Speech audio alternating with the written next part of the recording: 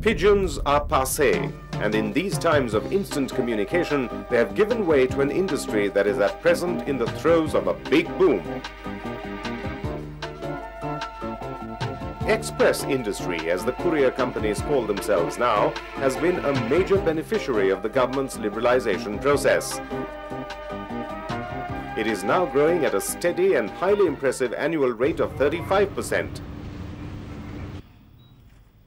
Delivering letters, documents and packages was always the monopoly of the Indian Postal Department.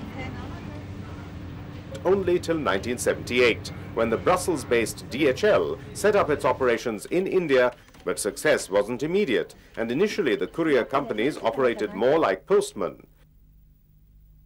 However, things began to look up after the government in the early 80s took the first tentative steps towards liberalization of the Indian economy.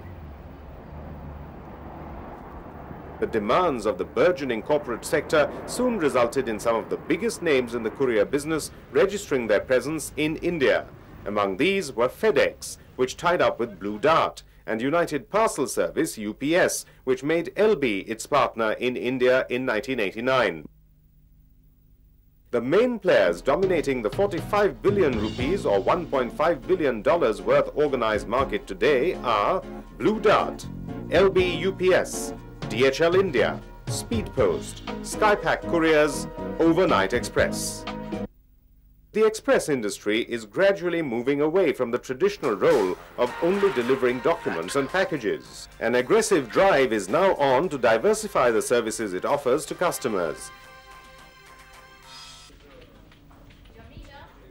In its new avatar, an express company provides to its clients what in industry parlance is called logistics support. This includes providing warehousing facilities to the client, customized solutions for special problems, and even taking over the distribution of products for companies. Production, manufacturing and retailing chain involves a whole range of intermediate activities in addition to the normal courier transportation.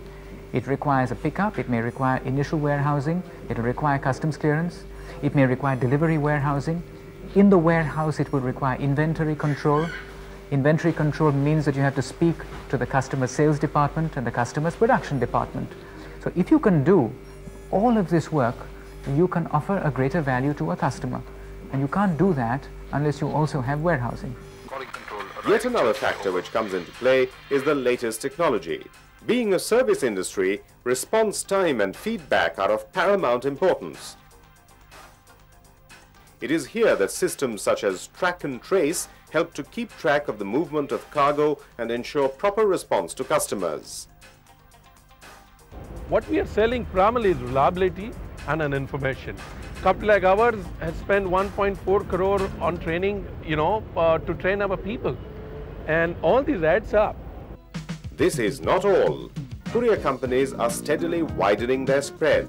For instance, while Blue Dart has a network of 237 domestic centers, LB has a web of 246 centers. Overnight services 325 locations in the country with 200 offices, while Speed Post has 63 national centers.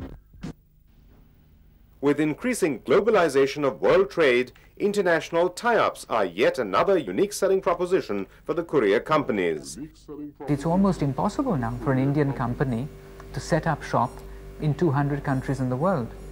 So if you want to operate to 200 countries in the world, you have to find a partner who operates in those countries, one or several.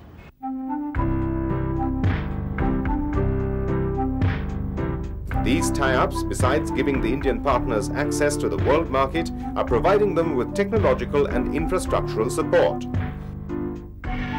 Interestingly, even the government-run Speed Post, which was set up in 1986 to tap the premium segment of the market, has realized the significant role these tie-ups can play in helping it to facilitate its customers better. We have a very strong link, a very strong network with 74 countries with whom we have an understanding that our Speed Post articles that are booked for any of these 74 destinations shall be treated and delivered like Speed Post articles. All this obviously comes at a price. At prevailing rates, it costs only half the amount if a packet is sent by speed post as compared to any of the private companies. For example, a packet of 500 grams for a destination beyond 500 kilometers costs 40 rupees to send by speed post, as compared to 75 rupees by DHL and 90 rupees by Blue Dart and Skypack. But with all companies getting more customer-friendly, the market could see a further jump in tariffs. Competition is hotting up too, as even private airlines such as Modi Luft are entering this lucrative segment. A clear indication that with the emergence of India Incorporated, the country's express industry is all set to take wing.